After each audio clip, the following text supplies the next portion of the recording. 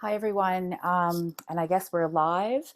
And I'd like to welcome everyone to the University of Winnipeg Pride Committee or Pride Celebration and Discussion and Talk. Hopefully you were able to join us at the flag raising that happened a couple of days ago. I just want to say before we get started that the University of Winnipeg is located on the traditional territories of the Anishinaabe, Cree, Ojibwe, Dakota, and Dene people, and on the homeland of the Métis Nation. So even though Winnipeg is there, I actually am in Calgary, and I want to acknowledge that I'm working from Treaty 7 territory, which includes the Blackfoot Confederacy, the Stoney Nakoda, the Tsuut'ina First Nation, and the home of Region 3 of the Métis Nation of Alberta. I'm honored, and I acknowledge that I'm a guest here, and I'm a settler of color and working towards building good relations with all of our Indigenous people and Treaty people. So I'm coming to you from Calgary, but the people that we are here to talk with are all, I believe, in Winnipeg. So I'd like to invite Dean Guillas. He, him pronouns, proudly identifies as Indigenous transgender man who has always lived and worked in Treaty 1 territory, the territories of the Anishinaabe, Cree, Ojibwe, Dene, Dakota, and Métis nations. He has been lucky enough to be involved in the training and education field for over 15 years. Whether it was in a classroom environment, community center, conference, or small gathering, he has always tried to make sure his learning is inclusive to everyone. His love for helping others has led him to the Rainbow Resource Center in 2019, where he works as the School Equity, Inclusion, and Coordinator. He has allowed his passions of interacting and speaking to others to turn into a way to give back to community. He is able to work with all Manitoban schools to ensure that they are welcoming, safe, and inclusive environments for all. Helping to raise awareness for our youth has also given him purpose that is extremely close to his heart, especially since he's been raising a child of his own. The next speaker we have is Uzoma Asagwara, who's a registered, they, them pronouns, is a registered psychiatric nurse and a former member of the Canadian national basketball team, and recently made history as the first Black queer gender non-conforming person elected to the Manitoba Legislative Assembly across Canada. And today is actually the anniversary of that celebration and history-making moment. They are the creator of the QPOC Winnipeg, an initiative that creates safe spaces for positive visibility and representation of two-spirit, queer, trans, Black, Indigenous people of color. Uzoma has been a longtime advocate alongside newcomers and refugee communities, youth, and grassroots organizations. Uzoma previously worked in youth addictions and acute adult mental health for over 10 years as an addiction specialist and as a passionate supporter of the arts, having served on board of directors for the Plug-in Institute of Contemporary Art. And the last person that we're going to have is David Cole, they, them pronouns. Davy is a community organizer, harm reduction advocate, part-time drag performer, and QPOC party planner. They are Indigenous, non-binary, two-spirit, queer, who works as the director for WE24, Director of Operations, Spence Neighbourhood, an overnight safe space for youth in the West End of Winnipeg. They are actively involved in various other community organizations and initiatives, including the Sunshine House and the Millennium for All, promoting social justice, community care, and the land back. So I welcome all three of our community members, and we'll be discussing how COVID-19 has impacted our LGBT and two-spirit communities and our Bi-Pac communities. And these three panelists will be speaking to that and their organizations and how they have been, weathering this storm of COVID-19. So I'm going to welcome Dean Guillas to talk for about 10 minutes, and then we'll welcome Uzoma and then Davy. Awesome. Thank you very much for inviting me into the space to talk a little bit. And for the introduction. I'm with Rainbow Resource Center, which helps our 2S LGBTQ plus community to create more inclusive, welcoming, and affirming spaces for all, as well as their families and friends and allies. For us, for the community, we were always keeping track of the different reports that were coming out in regards to how COVID was affecting our communities. And EGAL Canada were ones that just recently came out with a report back at the end of August. They actually partnered with the African Caribbean Civic Engagement Council as well to get some of the data that they pulled. And of course, they came back with everything that we've been seeing so far, that are Bi-Pac communities that are 2S LGBTQ+, were 2 times more likely to report significant negative impacts to their mental and physical health.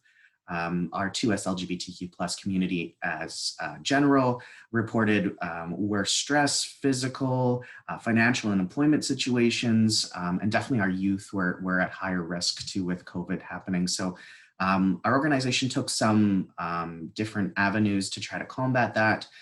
Everything we did, we tried to change into the virtual environment. So we offer virtual workshops. Myself, I work in schools. So I'm offering virtual shops for schools, teachers, staff, the admin, the youth that work there as well.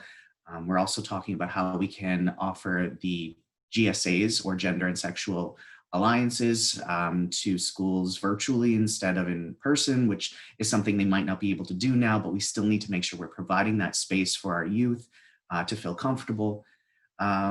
I also work closely with the youth program at Rainbow Resource Center, and they were amazing at transferring all their programming online as much as they could. So they offered social media posts, a link to other organizations. We tried to dabble into our YouTube presence. So we did some YouTube videos. I personally did one for them in regards to chest binder safety, as well as like zine making, feminizing makeup tutorial. So we tried to offer as many different options to our youth to stay connected as possible, considering, school kind of let out right when COVID hit. As well as our support groups. A lot of our support groups, we tried to move into an online environment. Recently, we were able to get a grant to purchase some 360 cameras. And we are hoping these cameras can be implemented to provide still a safe place to engage in person, but at a safe distance. And those people who aren't able to attend or can't because of our restrictions, this camera will allow us to help it more feel like you're actually in the environment. So we're really hoping to get that off the ground and help support those youth programs and the older adult program, as well as our regular support groups as well. We also do have a Bi-Pac youth support group as well, so we're offering that service. Youth camp usually happens in person during the summer as well. So our Camp Aurora had to be moved to a virtual space. We knew it was still very important for us to provide that.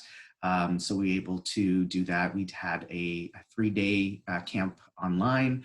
I was able to take part in our Two-Spirit Lodge, which actually Davey, who's here, was actually also a part of. And it went really well for those youth that were able to participate in that. And then to help combat some of the mental health that our community is facing, we had to look at our counseling services and how we were providing that to the people that needed it. So we actually transferred a lot of that service online virtually. So instead of meeting in person, because it wasn't safe at the time, and still kind of isn't, we were able to either do email or video chats via Zoom, whatever that person felt comfortable with at that time, because we do still realize how important it is to provide these services to our community. Like I said, that report just stresses that our community, compared to the national average of the rest of the respondents, our community is just higher affected by what's happening with COVID. So we really want to provide those supports to everyone.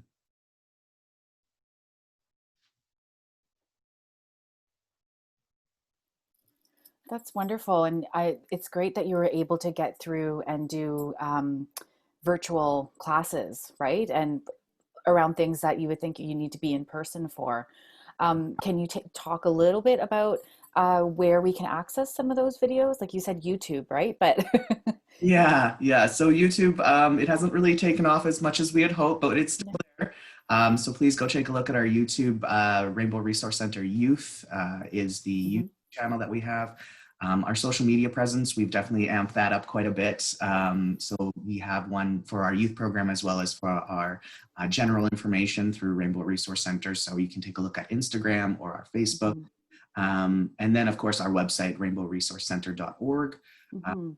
Anybody is interested in doing any workshops for either schools or their workplace or any organizations, are then willing to look at what we can provide in regards to fitting the space and where people are at. And Okay. it's where you can reach us. Yeah. Excellent. Thank you. I'm sure there'll be some questions from our attendees. Perfect. Thank you. Uh, Uzoma. Next up, we have Uzoma Aguaria. Hi, Oh, folks. I can just get going? Okay, great. Hi, super happy to be here. Great to see everybody. Yeah, really grateful that the University of Winnipeg is hosting this forum and this platform. I am an alumni of the University of Winnipeg, so it's really great to see the efforts that are being made to have conversations and create space for dialogue that didn't exist when I was going to school there.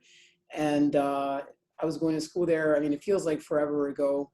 It also feels like yesterday, but it was the early 2000s that I was a student at the University of Winnipeg. So this is really great to be a part of, especially in my new role as an MLA. I still am a registered psychiatric nurse. I still organize in community, but the work that I do now as a legislator certainly looks much different rather than the work I was doing in other ways, wearing other hats. So I guess I'll talk about, this pandemic, and it's the convergence of a few pandemics, right? We're dealing with the pandemic that is COVID-19. We're dealing with the pandemic that is systemic racism, anti-Black racism, anti-Indigenous racism. And, we're seeing uniquely during this time, these pandemics come together and how it impacts people, and it doesn't impact everybody the same way. And so, over the last several months, there have been different ways that we, in terms of the collective that is QPOC, QT Bi-Pac Winnipeg, have tried to, while adhering to public health protocols, while maintaining our own ability as individuals to be healthy and safe, still try and engage with community and create opportunities for folks to connect and build relationship and stay connected as community, because our communities, it's, 2S QT BIPOC, Two-Spirit, Queer, Trans, Black, Indigenous, and people of color, are disproportionately impacted by situations like pandemics, like epidemics, like crisis in communities, like under-resourcing of community organizations, like underfunding of critical services. Those things will unfortunately oftentimes disproportionately negatively impact our communities. And so some ways that, as organizers, we've tried to create opportunities for folks to get access to the resources they need. Sharing information is really big. So whether it's using our platform, using our networks to share resources for folks in terms of where they can get access to food, clothing, financial resources, services, those kinds of things. Hosting events safely so that folks can gather within our communities and still continue building relationships and not feel the impacts of social and physical isolation. And so whether it's having a barbecue, which we had recently, we partnered with Spence Neighbourhood Association to do that. Whether it's having a community coffee and inviting folks outdoors to just have coffee and share in community, or whether it's through our partnership with Sunshine House, a relationship we've had for a number of years, and making sure that people can get access to information about the resources that exist, can access emergency funds for groceries to help mitigate food insecurity. There are lots of things that we do collectively within our own capacity to try and provide support for folks in community. And as a legislator now, there are things I've been trying to do alongside my colleagues in our caucus to advance human rights for our communities. And one of the motions that had already been brought forward to the House, but I brought forward again after I was elected, is Bill 202. And that's a bill that would have seen the Vital Stats Act amended to allow for folks to be able to have gender affirming identification, meaning that folks who identify outside of the binaries of male and female would have the opportunity to select an identifier on their identification that is congruent with their identity. And so, you know, that is something concrete and tangible that I could do, but it's also more than that. It's about being a visible and vocal representation of identities that exist in our communities and have always existed in our communities, and making sure that communities and individuals and families who have been underserved and not represented equitably at all in the Manitoba Legislative Assembly know that they have someone who has shared lived experiences, someone that they can come to, that they can reach out to, who will understand on a personal level what some of their challenges might be, and work to make sure that the needs of our communities are heard in the legislature.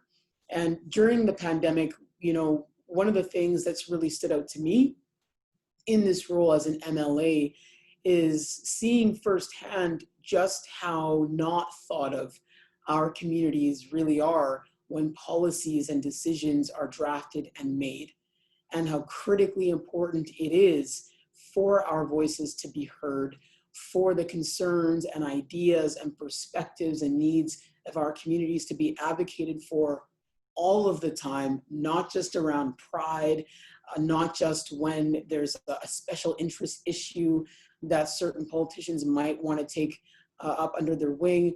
It's about making sure that our communities and identities and experiences are being centered, you know, in decision-making policies, resolutions, et cetera, all of the time. That someone is talking about the needs of our communities in everything that's being done and thought of. And so that's my responsibility. And certainly during this pandemic, when we look at some of the policies that have rolled out, when we look at what it means to create public health orders that give greater authority for enforcement, surveillance, collection and dissemination of personal data, things like that, you know, my responsibility alongside my colleagues is to make sure that the folks who could be most impacted by these policies are the folks that we're thinking of first and foremost. And so it's been a really interesting time. It's been a challenging period to balance, you know, all of these spaces that I work within and walk within, but it's been incredible to see, as it always happens, you know, folks in our communities really step up and find ways to creatively take care of one another and support each other. And intrinsically, I think that's just what our people in our communities do. But it's important that, you know, communities have the resources and funds and supports and services they deserve in order to be healthy, whole, and well people. So I think I'll leave it at that. And I guess Davey's next. Thank you, Uzoma. And again, congratulations on the win and for all your work.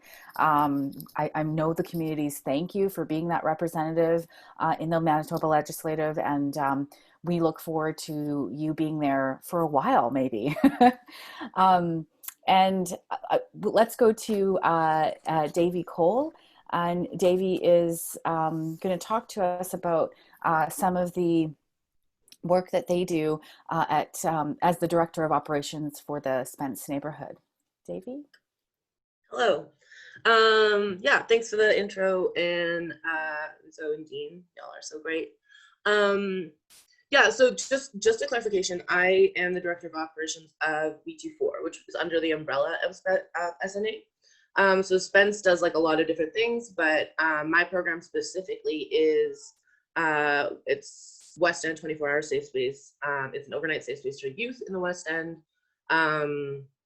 typically we're like a baby. We've been around for 4 years. And typically we're only funded for Fridays and Saturdays and school holidays.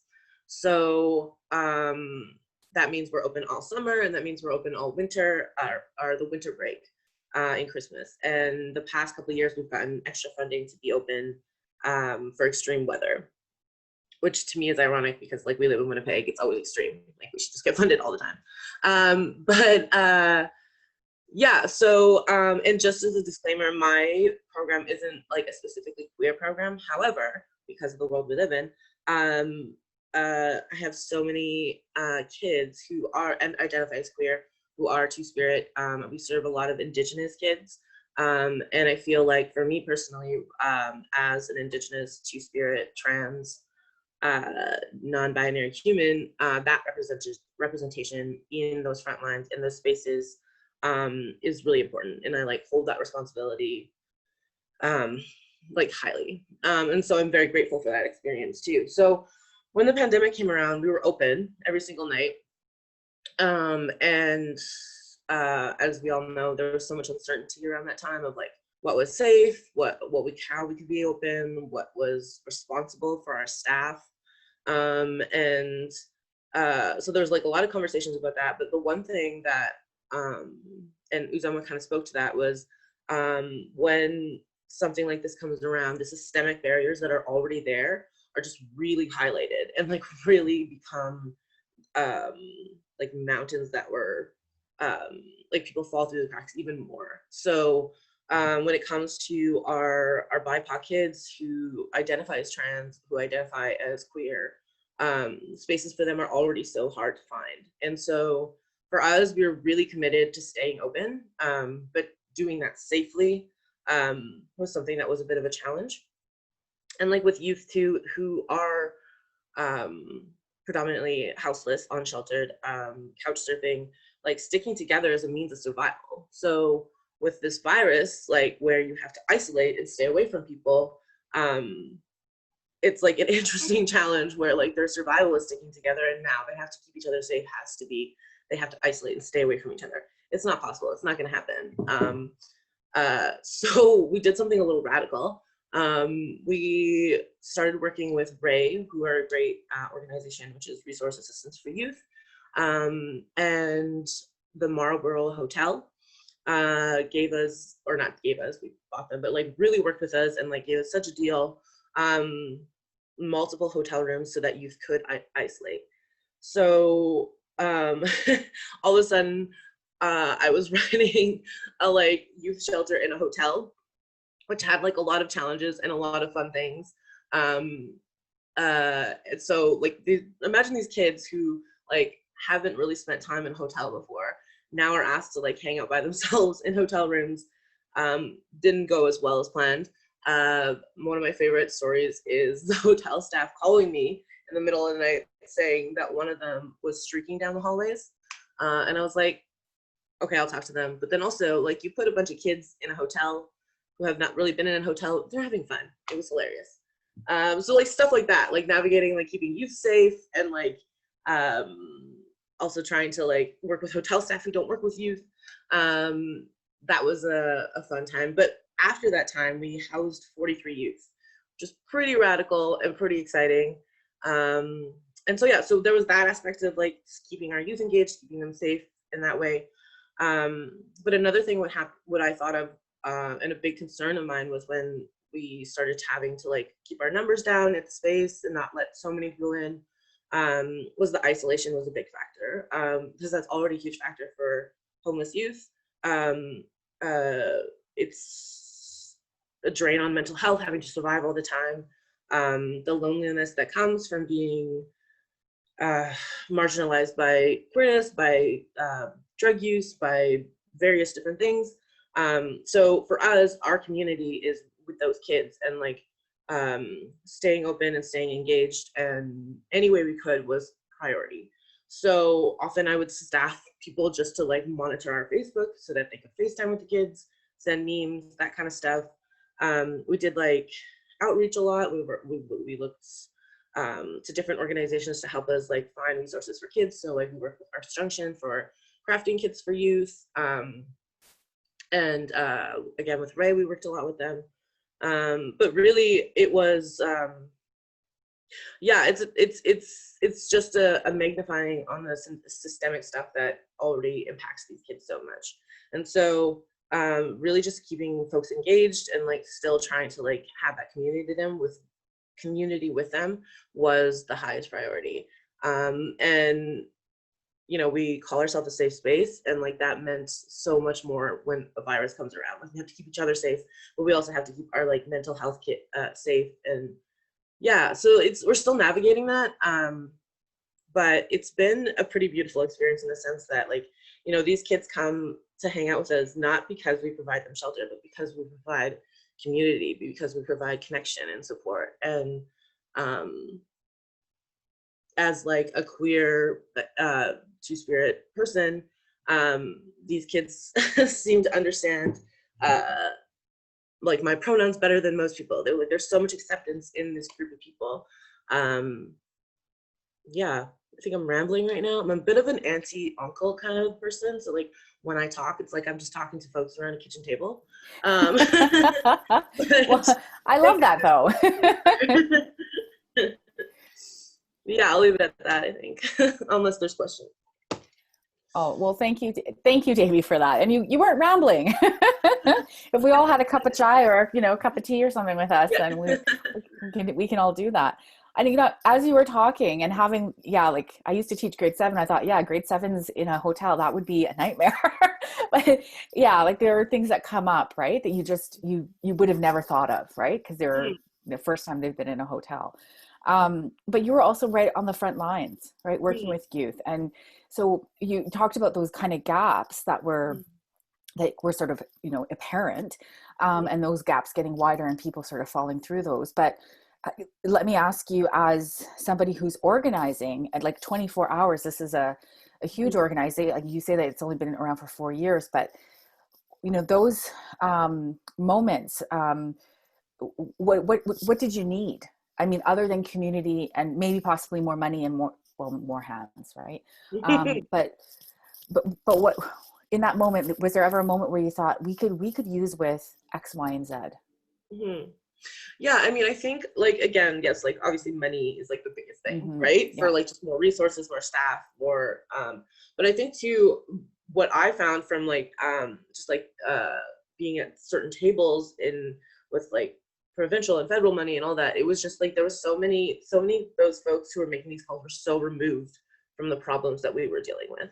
And it was like, we couldn't even like, we weren't even on the same page, where people would be laughing about like, oh, we got to find money. And I'm like, no, like I need to be able to provide for these kids who literally don't have anything else. Like it's life or death right now. And like, in that sense, it was, yes, scary for the virus, but we were more concerned about like our kids getting lonely. Like we were more concerned about our kids, like not having that connection. You know, some of my kids, I'm the first like queer trans person they've met. We have so many conversations about that as like young Indigenous kids growing up in the West Side, you know? And so like losing those points of connection was like the scariest part for us. I mean, the virus is still very scary, but like it's kind of like you're providing belonging, right? Yeah. Providing connections and belonging, and that's huge. And we know that with mental health, and we know that with everybody, right? And yeah, that's amazing work that you've been doing and you're continuing to do. Thank you. Yeah, and thank you for coming to the panel as well. We have time for a few questions. I think everyone, I hope people are waving because we can only see each other one at a time, I think, on here. And if there are questions, there is a little box at the bottom that you can type in your questions. And I, you know, the one thing that, you know, after listening to all three of you, one thing that sort of comes to my mind is not just the frontline working, like, you know, like your safety as well, right? Like, did our governments and policies think about providing masks and PPE, like especially for you, Davey, providing all of those necessary things for you to be able to do your job, or for Dean, for, you know, Rainbow Resource Center to keep its doors open. I know QPOC does things with Sunshine House as well. So was that provided or thought about? a question to all of you, but maybe a little more directed at Uzoma being in the legislative building.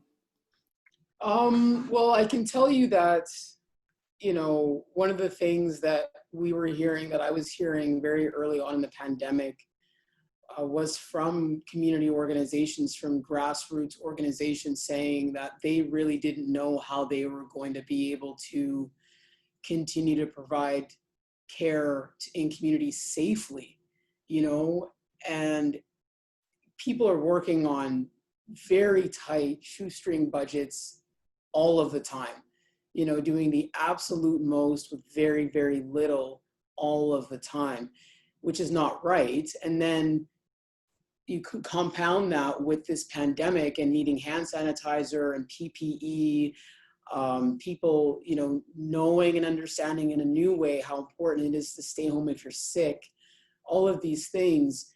And folks just don't have the resources oftentimes to be able to do that. But, you know, again, people get creative and they reach out within their networks and they make it happen.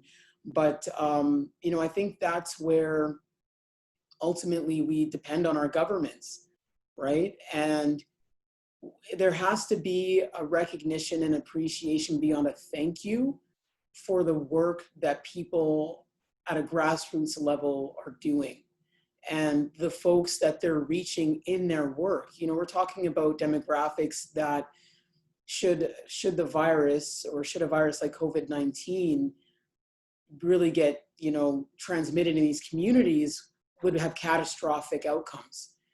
And people are working 24/7 to find ways to mitigate outcomes like that, digging into their own personal resources, quite frankly, and that's unacceptable. So, you know, it's important for everyone to kind of raise awareness around those issues, but it's even more important for people in political positions to listen and to act. And I personally don't think we've seen enough of that. I think that, you know, we've kind of left too many community organizations to their own devices without the resources they deserve. And we're going to see, as this pandemic continues on over the next many months, I think we're going to start seeing some burnout and some fatigue that could have been mitigated had the resources just been provided, you know, right from the get-go.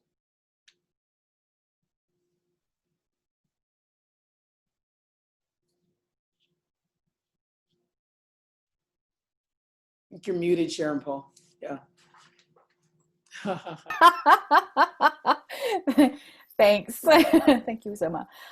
Dean, did you want to add anything to that? Like, I mean, there is a need for obviously more money, more funds, but did you see that, you know, that fatigue?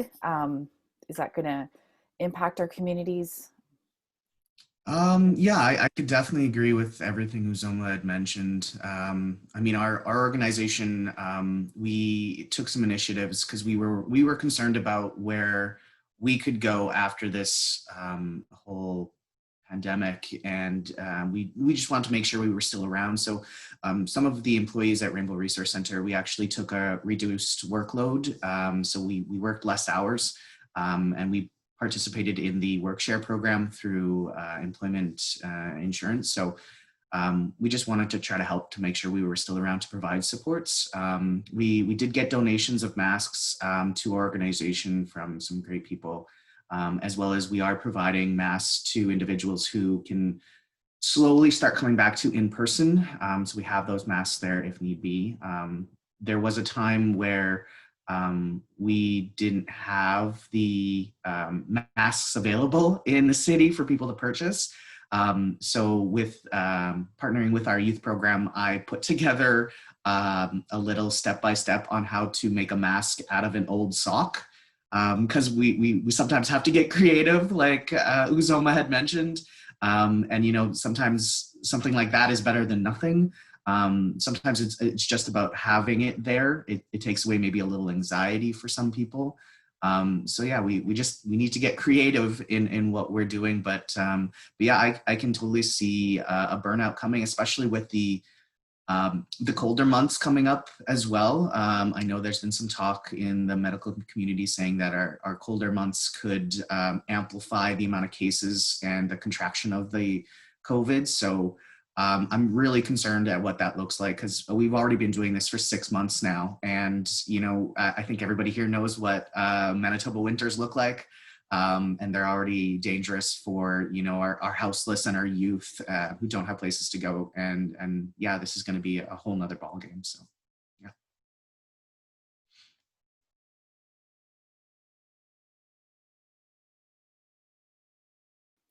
I'm going to ask if we have, just to check our Q&A to see if there's any questions from community members.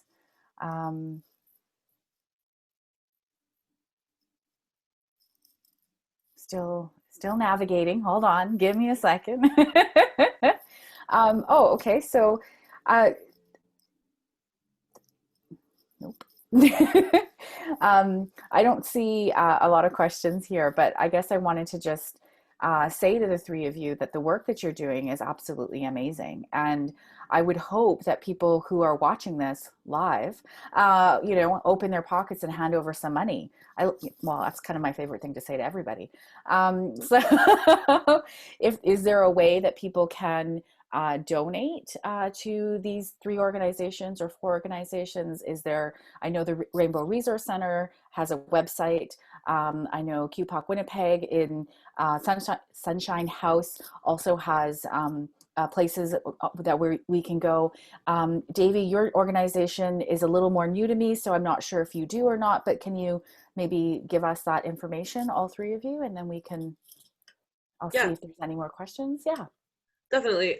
So because we're under the umbrella of SNA currently, because we're still a little baby that does a lot, I will say. We have numbers of like 90 kids a night. So, you can go to the Spence Neighbourhood Association website, and there's a tab that says donate, and then you can go to the Canada Helps link that's there, and then you can donate that way. We also love connecting with community partners all the time. So, you know, we work with various folks, resource sharing, that kind of thing. So it's not always just money that we look for. Any help is grand. Excellent, thank you. I will take personal checks. Oh, I'm just joking. Absolutely not, under no circumstance. Just even joke about that. You know, QPOC does accept donations. The collective accepts donations. We were really fortunate around the Black Lives Matter, when it really sort of in May and June gained global awareness, unprecedented global awareness around those issues. We saw a lot of donations come in, which were really great, because it allowed us as a collective to create space and community, and to also be able to plan to provide direct support, which will be rolled out sooner than later, actually. So just an opportunity to be able to provide direct support to Black and Indigenous community members.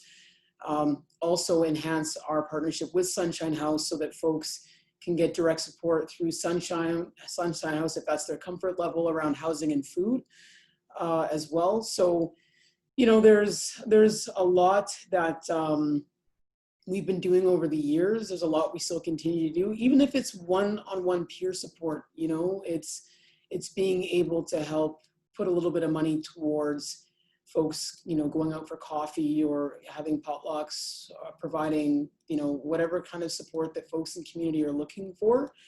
And other organizations that don't have tons of funds and resource, you know, we're also providing support and resources to other folks who are doing work in community that we don't have the capacity to do, to provide for other people. So, you know, the networking part of it, and the supporting one another and lifting each other up is really, really so important. You know, we're always sharing each other's information and events, and, you know, inviting folks to connect with others who maybe are looking for educational resources, speakers on panels, presenters, workshop providers, things like that. So we can be a really good hub in terms of connecting people to other people. And that's something I would hope folks would be aware of as well. And then, and I'm gonna say this because it's important, and I I'm going to be really political. We have to think about voting. We have to think about who we vote for, who we support, and why we support people and what we want in our communities. You know, I think that you can never get too far ahead of that. I will have an election in some time provincially, and I want folks to really pay attention to who is speaking up on these issues, who's saying Black Lives Matter, who's saying Indigenous lives matter, who's saying systemic racism is a real problem, who's saying that, you know, poverty is something that's manufactured and needs to stop. Who's saying these things? Find out who they are and get behind them. You know, let's plan ahead. And it's not just saying it, it's also the actions that come about, right? Absolutely. Like it's one thing to say it, but it's another thing to continue or support or provide that support, right? So it's what you can have that talking point, but you also need to like show what you've done as a community. I think that that's really important. And one ways of doing that at the to bring it back to the University of Winnipeg, chairing this committee, the Pride Committee, I had said right from the beginning, like, well, we need a focus, and our focus needs to be Two-Spirit. It needs to be queer people of color, and we need to keep that focus on for this committee. And so I'm glad that we had Albert McLeod Dr. McLeod, but also Elder, who was able to come to the flag raising. You yourself, Uzoma, also came to the flag raising and said a few words, which was wonderful. But to keep that focus, right? That if we don't, it's one thing to do it one year, but we have to continue to do it, right? The flags that we have, people might say, oh, it's just a flag, but it has a black and a brown stripe in it. And hopefully next year we'll have a trans flag as well, right? I see one behind Dene there. But maybe we integrate all of that so that, we become that kind of hub where we can say, especially at the University of Winnipeg, where you belong here, we're creating that space. It's us who is, in community who are doing it. So we do need people to say it, but we need the background behind it. We need, the resources as well. So yeah, Dene, I'm going to give you the last word, I think. If you have anything else to add or to say. No, just emanating everything that everybody else here on the panel has said. We need to keep these conversations going. We need to have the right representation at the table to have these discussions. And, people like Uzoma, we need you. We need you where you are. And thank you for making it political for a second, even. Like, we need that. We got to keep it in front of everyone's minds. We had that, the Black Lives Matter, everybody had their social media blacked out for a day, but it's not a day. This is life. This is an ongoing, consistent issue that people are going through. And without having these panels and these discussions on how it's affecting our communities, people can stay blind to what's happening. They don't, if it's not happening to them, it's easier for them not to acknowledge it. So yeah, keeping these discussions going, having the right people at the table, keeping that representation where it needs to be.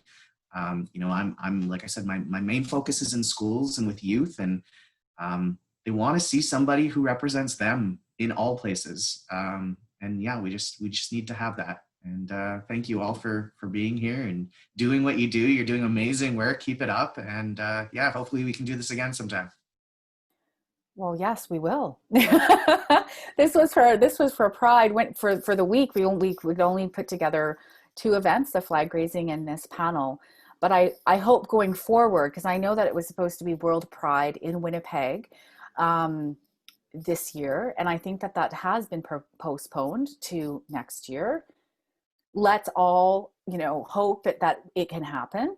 And we can start building, and not just during Pride, obviously, to keep the conversation going throughout the whole year. So, and as at the University of Winnipeg with this committee, we need to keep doing these kind of things and keeping that fresh in people's minds. Well, I thank you, all 3 of you, for coming and inviting us into your homes or your location, because I know that's where you are, and for giving us a little bit background of COVID-19 and the impacts of community and your resources. Hopefully, if people are watching, they will go and seek you out. to donate money, or if they need that assistance, that they know that you're there. I also just want to thank behind the scenes. There's, Evan and Susan and Maria and Aaron, everyone who is just trying to help support this panel, sort of technically, but also getting it organized. So I do want to have a shout out to all of them. So thank you so much. Thanks, everybody. Maybe we can unmute and say goodbye to everybody, and then we can sort of log off. Bye, everyone. Good to see you, folks. Thank See you you. as well. Thanks, everybody.